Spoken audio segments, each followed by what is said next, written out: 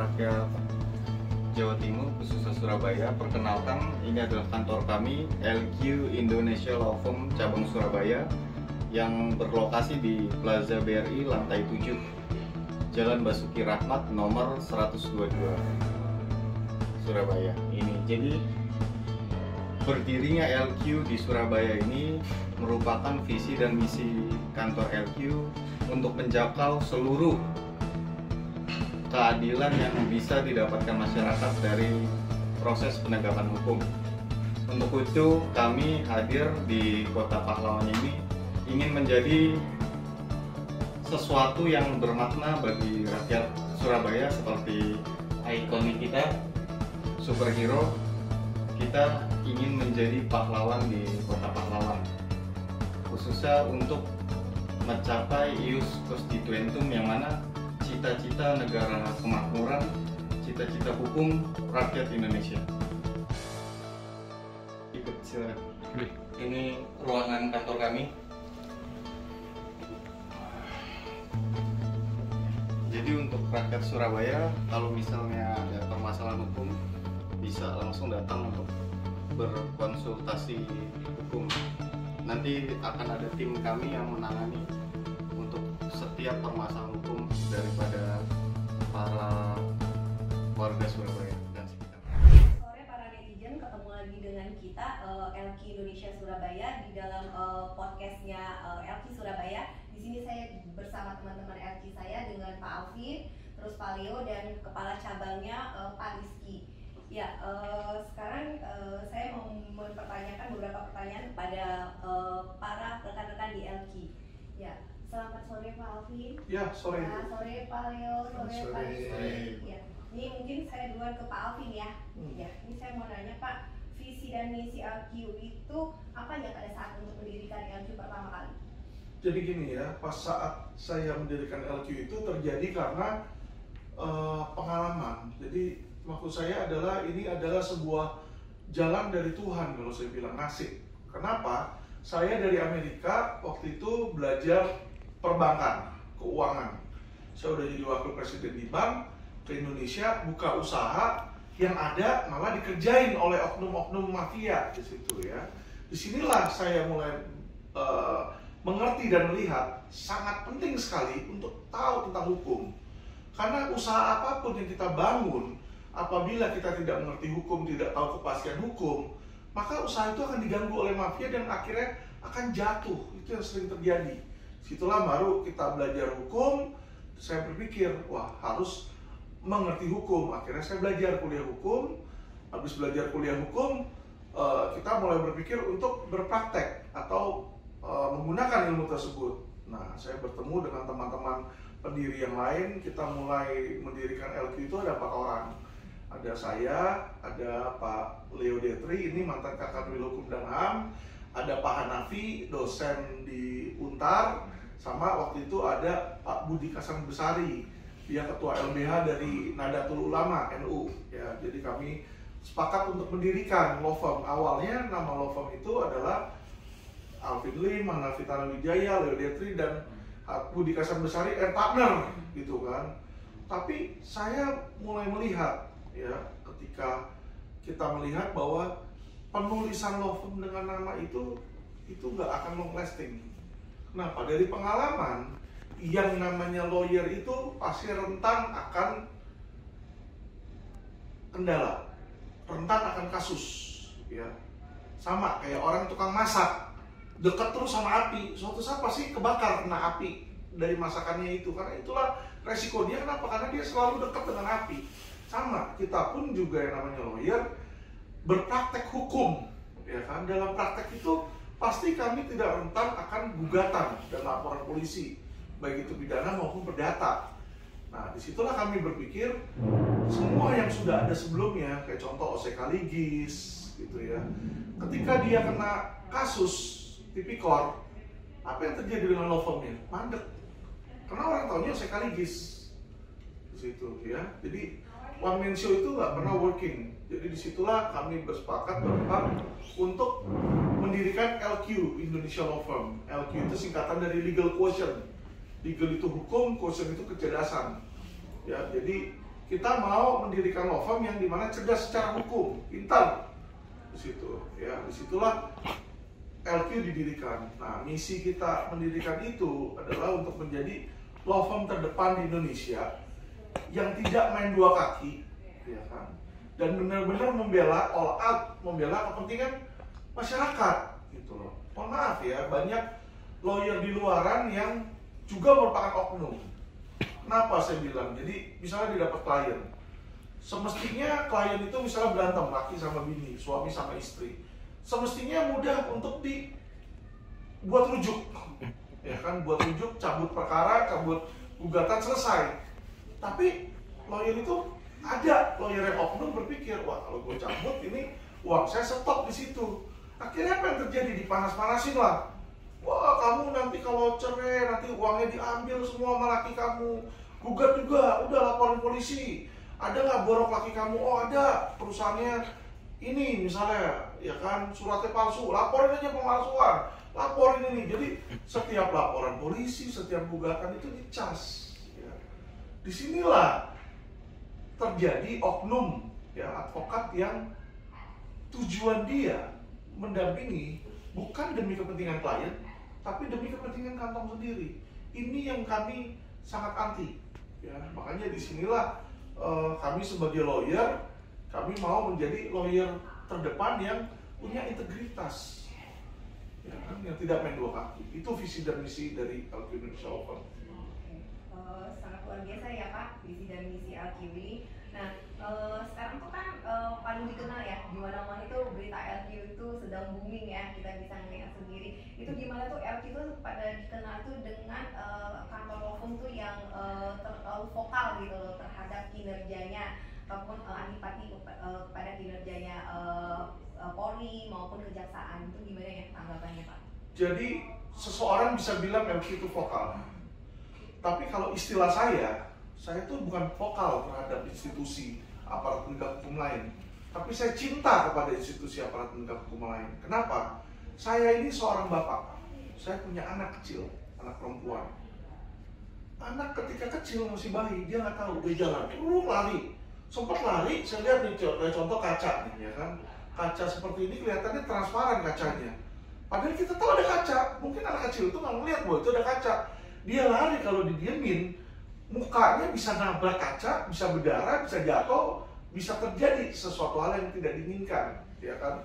Kita sebagai seorang bapak kalau melihat seperti itu, pasti kan kita teriak, mengingatkan, kamu jangan begitu, ayo coba sini buruan. Kalau dia bisa mengerti, kalau nggak ngerti, kadang kita ambil tangannya, kita seret, karena dia anak nggak tahu, anak kecil kadang nggak tahu. Kalau terlalu kecil, dia nggak tahu bahwa yang dia hadapin itu membahayakan buat dia, tapi kita tahu.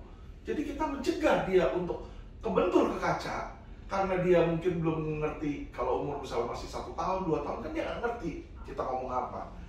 Terpaksa kita harus ambil tangannya, kita seret supaya jangan nabrak.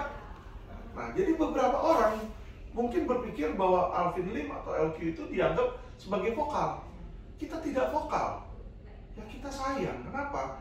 Karena contoh, kalau kita melihat sebuah aparat penegak hukum yang bagus, contoh institusi kejaksaan, ya kan? Tapi kita tahu ada oknum jaksa di dalamnya yang bermain. Contoh kasus Indosuria, itu dia bermain dengan P19 mati. Dia minta seluruh korban di Indonesia diperiksa. Itu kan nggak mungkin. Ada oknum, ya kan? Nah, kita tidak ingin oknum sampah itu merusak institusi. Jadi apa yang kita bilang? Karena bukan wewenang saya, karena saya bukan jaksa agung, saya nggak bisa copot itu, ya kan, oknum. Misalnya oknumnya ada di Jambidung, ya kan, ada oknumnya di situ. Saya bukan jaksa agung. Sebagai lawyer, apakah saya berwenang untuk mencopot oknum tersebut? Tidak. Jadi apa yang harus saya lakukan? Saya teriak, "Woi, itu ada oknum sampah, nggak bisa kayak begini, beresin." Nah, ketika saya teriak itulah dibilang saya vokal, dibilang saya menghina institusi. Padahal yang saya lakukan adalah seperti seorang bapak menegur anaknya yang dia melihat sesuatu yang salah, agar supaya diluruskan.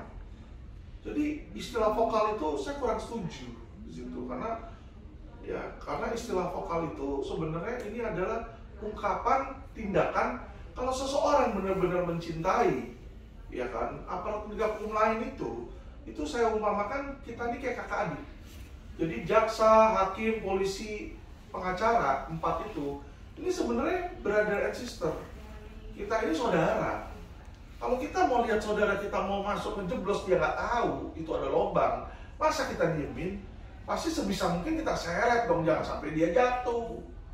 Ya, disitulah seharusnya dia berpikir, saya diperhatikan, berarti ada yang mencintai. Makanya Jokowi baru di Semarang kemarin HUT 76 Bayangkara, dia bilang, ya kan, Polri itu harus hati-hati bertindak. Contoh, dia bilang jangan ceroboh, karena kecerobohan Polri ini bisa mencederai masyarakat, ya, bisa mempengaruhi rasa kepercayaan. Nah, Jokowi aja negur. Apakah berarti Jokowi vokal terhadap Polri? Tidak. Kalau saya lihat Jokowi sayang sama Polri. Jokowi mau agar Polri ini bisa menjadi benar-benar yang presisi. Sebenarnya hal yang sama yang kita inginkan di LQ. Kita ingin agar aparat penegak hukum itu, jaksa, polisi, kehakiman ini menjadi institusi aparat penegak hukum yang disayang oleh masyarakat Indonesia. Itu tujuan kami, bukan vokal, Bu. Ya, baik Pak. Tadi kan Bapak sekilas ngomong soal ini, ya. Jadi saya mau menanyakan, kita itu kan LQ ya, lebih dikenal itu membela itu kasus investasi bodong itu kenapa ya, Pak? Jadi gini, Bu, ya. Lawyer itu kita tahu ada lawyer papan atas, ada lawyer papan tengah, ada lawyer papan bawah. Ya, ini faktanya di lapangan ya. Contoh lawyer papan atas, Hotman Paris. Itu papan atas, itu senior kami. Ya kan, dia papan atas. Kalau suruh dia datang ke Kopi Joni, ya kita teriak nih, dirugikan 1 miliar misalnya di Oso, ya, atau di PT Mahkota investasi bodong. Mau bayar dia juga dia nggak akan mau. Kenapa? Lawyer papan atas itu cenderung mengambil klien institusi, ya, karena mereka mainnya itu pemikirannya adalah business minded. Business minded, maksudnya gini, business minded ya. Kalau satu orang korban masyarakat bisa ngasih dia nanganin investasi bodong untuk satu perkara 25 juta atau 50 juta. Dia kerjain 10 baru setengah miliar. 10 perkara. Waktu yang dia harus buang 10 kali lipat. Mau ngapain? Mendingan dia bantuin sih investasi bodongnya. Jadi lawyer investasi bodong bisa dapat setengah miliar. Ya, jadi contoh papan atas tuh Hotman Paris. Itu nggak mau itu ngurusin itu ya. Kedua, selain Hotman Paris, Junifer Girsang contoh. Junifer Girsang kalau kita lihat tidak membela para korban, bukan berarti salah, tapi beliau itu sudah business minded, cerdas. Karena kenapa? Kalau beliau bantuin korban investasi bodong yang sudah habis-habisan gak ada duit, mau bayar berapa? Makanya dia jadi kuasa hukum siapa? Henry Surya, ya kan? Bisa dapat bayaran tinggi. Dia jadi kuasa hukumnya Wana Arta. Itulah yang lawyer peringkat atas. Ya, disinilah terjadi kekosongan hukum, di mana lawyer yang mengerti nggak bisa membantu, sedangkan lawyer yang sisanya mungkin dia tidak mengerti, tidak paham tentang investasi. Nah, disinilah kami melihat, ya kan, kami kasihan. Ya sudah, makanya kami bantu all artis itu untuk investasi bodong. Ya, karena kami istilahnya LQ itu kualitas bintang 5, harga kaki 5. Gitu. Harga satu orang ngasih kuasa kita itu beda sama mungkin kelas Junifer Girsang, Hotman atau Lukas ya. Kelas mereka itu udah tinggi, bayarannya mungkin udah miliaran. Kalau kami puluhan juta masih kami terima di situ. Karena harga kami bisa dianggap bukan harga bintang 5, tapi harga kaki 5. Tapi kita mau punya kualitas bintang 5 juga di sana. Terima kasih Pak Alfi buat penjelasannya. Sekarang saya beralih ke Pak Leo. Ya. Pak Leo, gimana menurut Bapak peranan Pak Alfi di LQ ini sendiri? Terima kasih. Peranan Pak Alvin di LQ Indonesia, beliau adalah ketua pengurus, founder, di mana beliau menjalankan keberlangsungan LQ Indonesia di bawah pimpinan beliau. LQ Indonesia ini adalah sebuah institusi Karena institusi itu tidak bergantung kepada perorangan, tapi sudah didesain by system oleh ketua pengurus, sehingga eksistensi daripada LQ Indonesia ini diperankan oleh seluruh SDM yang ada di LQ Indonesia. Itu peran dari Pak Alvin. Terus apakah LQ ini tetap bisa berjalan apabila tanpa Pak Alvin? Tentu lebih berbobot pada saat Pak Alvin berperan efektif. Tetapi kalau Pak Alvin sedang berhalangan karena beliau sudah memberikan arahan-arahan kepada semua SDM yang ada di LQ Indonesia, meliputi rekanan, admin, semua yang ada mempunyai peran setelah dibimbing oleh beliau, sehingga peran-peran yang diharapkan daripada kami semua SDM yang ada, kami bisa memerankan masing-masing. Karena Alvin adalah sebuah simbol daripada Indonesia yang menghantar kebenaran itu menjadi suatu realita di dalam tugas dan fungsinya LQ Indonesia di dalam menangani klien-klien yang kita tangani. Sekarang saya mau menanyakan apakah dampak kepada LQ terhadap kasus yang kemarin diberitakan yang mengenai Pak Alvin gitu, bagaimana tanggapan? Ya.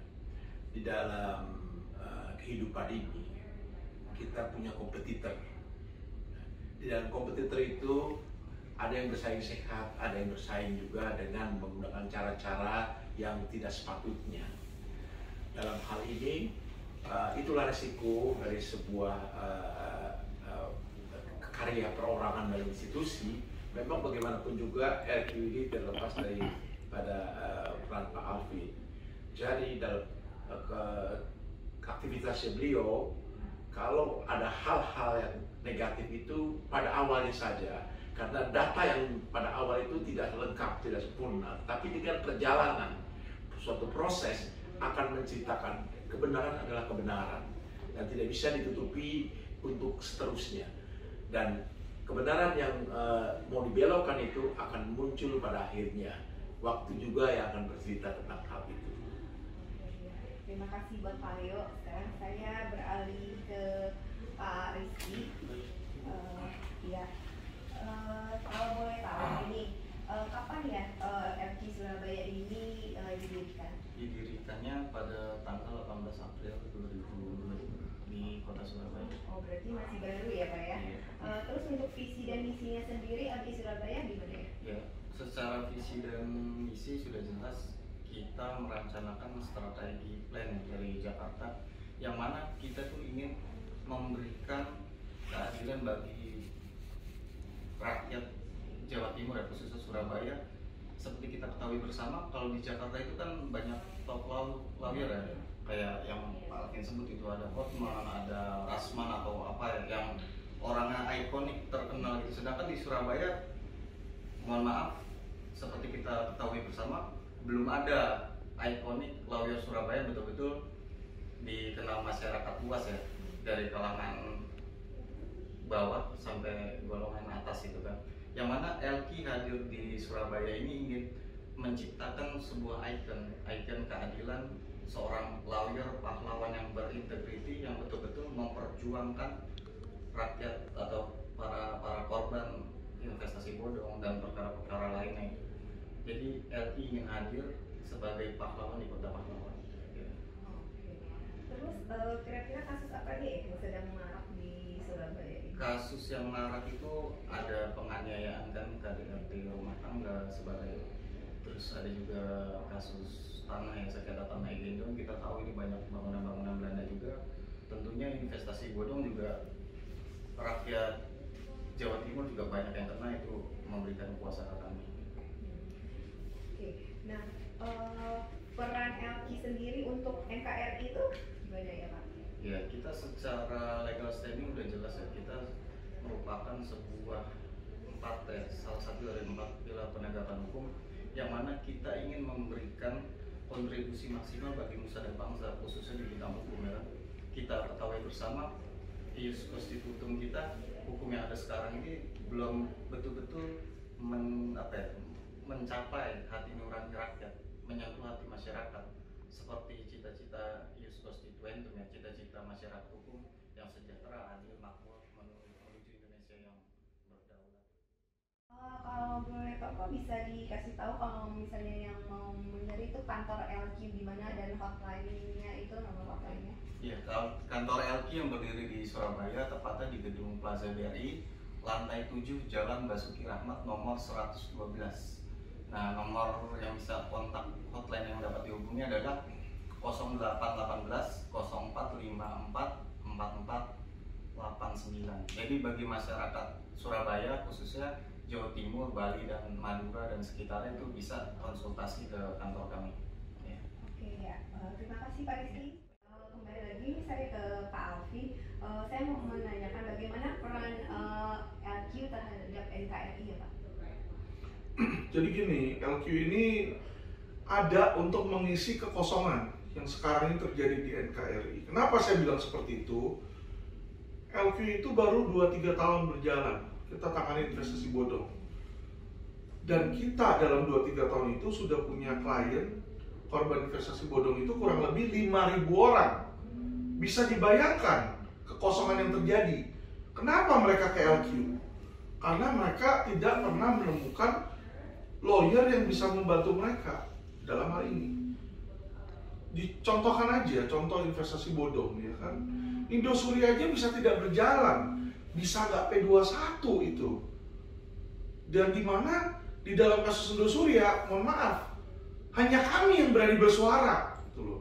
Saya bingung, lawyer-lawyer lain pada kemana? Kenapa nggak bersuara di situ ya? Maksudnya seharusnya mereka juga membela korban-korban mereka dong di situ. Kenapa kok ini nggak bisa naik? Kenapa ini nggak berjalan ya? Disinilah terjadi di mana banyak lawyer itu takut dengan aparat penegak hukum lain.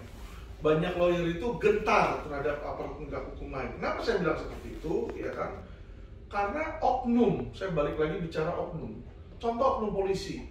Kalau kita agak keras terhadap oknum polisi, dia akan bilang, kamu masih mau cari duit nggak di kepolisian? Nah, disinilah, ya kan? Nah, disinilah peran LQ ini dalam NKRI untuk mengisi kekosongan hukum yang ada.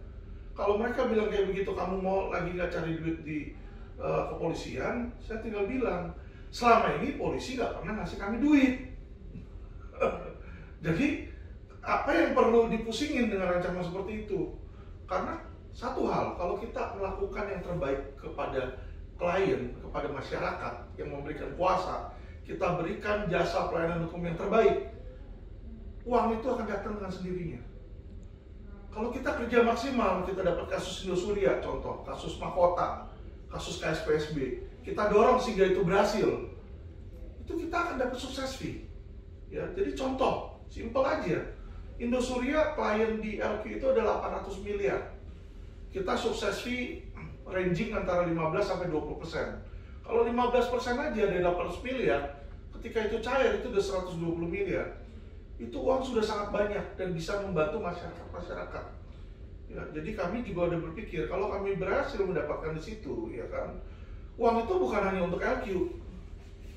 Ya kan, kami akan gunakan untuk membangun negara ini, membangun NKRI. Itu yang dibutuhkan. Ya, jadi aparat penegak hukum yang baik untuk mengisi, terutama zero corruption law enforcement. Jadi nol korupsi aparat penegak hukum, itu yang belum ada di Indonesia. Belum ada yang berani itu menyetuskan seperti itu. Itu Ibu. Selanjutnya Pak, apa strategi LQ untuk kedepannya secara global? Jadi kalau secara global, LQ itu sebagai firma hukum tidak terlepas dari unsur bisnis. Ya, jadi banyak orang tuh selalu mencemooh. Kenapa kok LQ berpikir misalnya untuk marketing, mencari klien? Ya, jadi hanya di LQ kami ini yang mendapatkan pengertian bahwa antara sebuah aparat penegak hukum dengan bisnis hukum ini tidak bisa terpisahkan. Tidak bisa terpisahkan. Jadi jangan berbicara nonsens dan bilang bahwa lawyer itu nggak perlu uang, lawyer itu nggak perlu untung. Kalau kantor hukum itu minus terus setiap bulan, dia akan gulung tikar. Karena kenapa? Dia harus bayar sewa gedung, dia harus bayar pegawai, dia harus bayar listrik. Nah, uangnya dari mana kalau dia rugi terus? Karena apa? Kantor hukum itu tidak dibiayai oleh pemerintah. Beda sama kepolisian, kejaksaan, sama kehakiman. Nah, disinilah makanya kami berpikir LQ secara besar, di mana nanti saya mau sebagai ketua pengurus, visi saya adalah di setiap kota besar Indonesia ini ada kantor-kantor LQ. Satu, jadi secara pelayanan kita menyeluruh nasional. Kedua adalah dari sisi bisnis, nanti LQ ini bisa menjadi sebuah perusahaan publik yang TBK, terbuka, yang dimana saham ini bisa dimiliki oleh orang, sehingga LQ ini ya masuk menjadi dari rakyat, oleh rakyat, untuk rakyat. Jadi yang pemiliknya ini pun juga masyarakat, yang menjalankan juga kami rekan-rekan di sini, Pak Rizky, Pak Leo, ya kan, ya masyarakat Indonesia, ya kan, dan kegunaannya juga untuk kepentingan korban-korban yang adalah masyarakat Indonesia. Itu yang visi kami secara global. Kami mau menjadi besar, baik secara aparat penegak hukum menjadi kuat maupun dari sisi bisnis. Karena dengan adanya resource, dengan adanya modal, dengan adanya cash flow, ya kan, misi apapun kita mau bisa terlaksana. Jadi jangan salah, kita hidup bukan untuk uang. Tapi kalau hidup tanpa uang juga sulit. Di situ kita nggak boleh munafik. Kalau kita punya uang, kita mau bangun gedung bisa terlaksana. Ada orang miskin mau bantu, kita bisa terlaksana. Bukan omdo, ya kan? Banyak orang politik janji-janji omdo, nanti akan begini, tapi nggak bisa dilaksanakan. Ya. Nah, kami sadar itu. Untuk bisa melaksanakan situ harus ada sisi bisnisnya dan harus profitable. Nah, profit itulah yang nanti bisa membantu, uang itulah yang bisa membantu LQ untuk naik to the next level. Situ, Bu. Ya, ini untuk pertanyaan terakhir, Pak. Gimana pendapat Bapak tentang investasi bodong yang sedang ditangani oleh LQ? Jadi gini, LQ ini kenapa sih ngotot banget di investasi bodong? Ya kan? Seperti yang tadi saya bilang, Bu, kita untuk mengisi kekosongan yang ada di NKRI. Kalau bisa kita lihat, sorry ya, peran pemerintah dalam melindungi masyarakat, terutama korban investasi bodong, itu sangat minim. Contoh, Koperasi Indosuria. Koperasi ini diawasi kan oleh pemerintah. Siapa pemerintahnya? Kementerian Koperasi. Ketika Koperasi Indosuria jatuh, apa yang dilakukan oleh Kementerian Koperasi? Apakah dia membantu para korban mendapatkan ganti rugi? Tidak. Apakah dia memberikan bantuan secara hukum dalam pelaporan polisi? Tidak. Apakah dia bantu dalam menggugat? Tidak. Ada yang stres mau bunuh diri, mau gantung diri, apakah dia bantu berikan konsultasi atau condolence? Tidak. Tidak dibantu. Yang ada saling menyalahkan. Oh, itu bukan salah saya, itu salah koperasinya, udah saya tegur, udah saya ini. Yang mereka butuhkan, masyarakat butuhkan, bukan mencari siapa kambing hitam, tapi masyarakat tuh membutuhkan solusi. Bagaimana mendapatkan uangnya kembali? Disinilah karena kami melihat, ya kan, pemerintah baik itu Kementerian Koperasi maupun OJK. Kenapa saya bilang OJK? Contoh Restalite, ya kan, itu di bawah OJK. Poso Sekuritas itu di bawah OJK. Narada, Minapadi, itu mereka semua punya izin OJK. Di manakah OJK ketika mereka semua gagal bayar? Perusahaan yang tadi saya sebut cuma saling menunjuk, ya kan? Mereka tidak bisa membantu para korban dan konsumen tersebut. Disitulah makanya kami melihat ada kekosongan, kami tergerak untuk membantu, ya kan? Nah, karena kami punya limitasi dalam kewenangan, contoh, ya kan, kami tahu apa yang harus dilakukan, yaitu tahan penjahatnya, sita asetnya, sidangkan, minta hakim untuk balikin ke para korban, sehingga disitulah ganti rugi terjadi, di recover. Mungkin nggak 100%, tapi sebagian besar kerugian bisa balik, ya kan? Nah, tetapi disinilah banyak terjadi oknum-oknum, sehingga contoh Indosuria aja nggak pernah P21, nggak bisa P21. penjahatnya keluar, kabur enak-enakan, ya kan? Asetnya yang 2 triliun gimana yang disita? Zong. Ya gimana kalau kasus yang naik ke penyidikan mana bisa disita terus? Itu ada batas waktu, nanti otomatis akan dilepas juga penyitaan, ya. Itu satu. Terus kedua, yang kalau kita lihat dari sini, ya kan, karena itu bukan kewenangan saya untuk menyita, untuk menyidangkan. Nah, sebagai lawyer, kami hanya bisa mendampingi dan membantu nge-push supaya aparat terkait yang berwenang untuk melakukan tugas dia.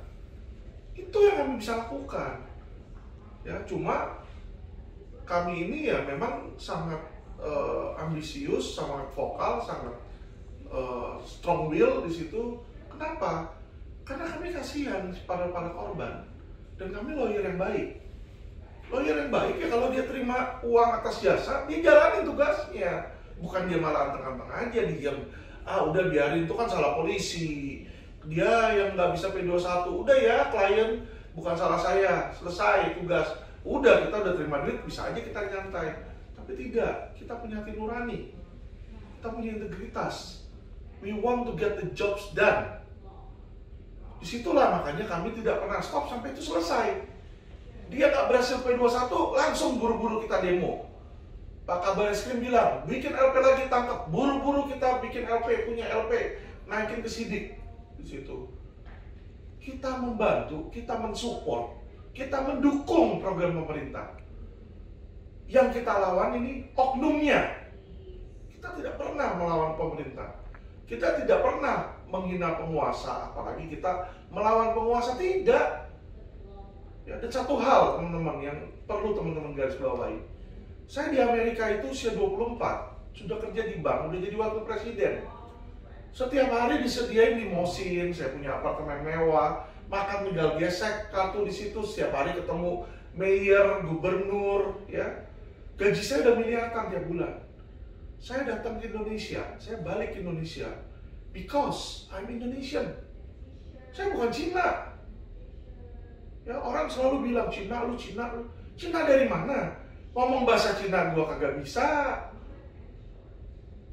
Ke negara Cina aja nggak pernah seumur hidup. Di situ saya kerja bantuin Indonesia, saya beli gedung, beli apartemen, beli rumah, bayar pajak untuk Indonesia. Nggak pernah saya bayar pajak kasih uang ke Cina, tuh nggak pernah. Di situ, disinilah makanya, ya kan, banyak orang itu yang tadi dibilang Pak Leo Detri, iri, kompetitor itu iri kepada kita. Padahal dia nggak perlu iri. Dia bisa jadi lebih bagus daripada kita, kompetitor. Jadi contoh lawyer luar, simple kok.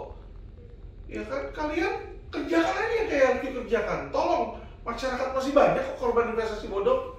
Di Indosuria aja 15.000. Kita LQ baru nolong beberapa ratus. Sisanya ribuan masih banyak. Silakan tolong, sungguh-sungguh, nanti kalian juga punya nama. Tapi mau atau enggak? Jadi jangan orang yang mau kerja keras dihina, dilecehkan, malah dimusuhi, ya kan, dijelek-jelekin, ya. Dan itu terjadi, ya, masyarakat harus cerdas. Kenapa itu terjadi? Seperti pohon makin tinggi, angin makin kencang.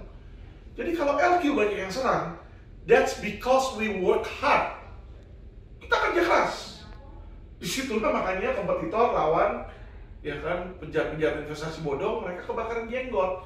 Dia seranglah Alvin Lim supaya kalau dia berharap Alvin Lim jatuh, LQ stop. Tapi tidak. Kenapa? Kita sudah bikin sistem seperti yang Pak Leo bilang. Setiap cabang sudah punya pimpinan, ketua juga ada wakil ketua, ada pimpinan-pimpinan di situ, ada founder-founder lain. Jadi kalau saya tidak ada, saya ini hanyalah bagian dari LQ. Ya kan? Jadi kalau saya nggak ada sekalipun, sama kayak negara Indonesia, dulu ada Soekarno. Soekarno adalah presiden yang sangat dihormati, sangat hebat, ya kan, visioner. Tapi apakah dengan Soekarno meninggal, terus Indonesianya tutup? Tidak, tetap jalan, ada pengganti baru. Hal yang sama, kalau suatu saat Alvin Lim tidak ada, akan ada pengganti-penggantinya yang bisa lebih berkualitas. Jadi saya ini hanya menyalakan api awal, api semangat itu. Tapi api semangat itu tidak akan bisa dihentikan. Ada di diri kita semua, yang anggota-anggota rekan-rekan LQ. Ada di Pak Leo, ada di Pak Rizky di sini, ya. Jadi Inilah yang nanti akan menjadi leader-leader, pimpinan-pimpinan dari LQ. Karena seperti sebuah kapal ada satu nakoda, ketika saya berbicara, yang lain ikut. Nanti suatu saat saya bukan pimpinan, ada pimpinan lain, termasuk saya pun juga akan ikut terhadap pimpinan itu. That's the way it is. Ya. Jadi nggak ada tuh misalnya Presiden sekarang Jokowi, terus ada orang lain yang merasa dia di atas Presiden Jokowi dan memberikan perintah. Nggak bisa. Bahkan saya pun sebagai ketua LQ, jika Pak Presiden Jokowi meminta sesuatu, memberikan perintah, saya akan jalanin. Karena beliau adalah pemimpin saya di negara ini. Itu yang harus diteladani dan harus kita pahami. Ya. Jadi nggak ada itu istilah LQ itu menyerah, itu nggak ada. Selama nafas itu masih ada, ya kan, semangat itu kita selalu ada. Ini merah putih kita, situ Bu. Oke, ya saya rasa cukup podcast hari ini bersama Pak Alvin, Pak Leo, dan Pak Rizky. Ya, selamat sore buat para netizen dan selalu kita sampaikan salam cerdas hukum dari LQ Indonesia Surabaya. Salam cerdas hukum. Salam.